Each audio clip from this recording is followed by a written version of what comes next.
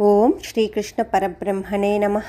శ్రీమద్భగవద్గీత అథ ప్రథమోऽధ్యాయः అర్జున విషాదయోగः.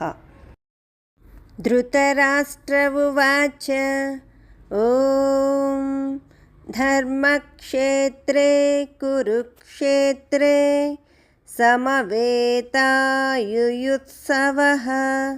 మామకాః పాండవాశ్చైవ కిమకుర్వత సంజయ. ఈ శ్లోకం యొక్క భావము.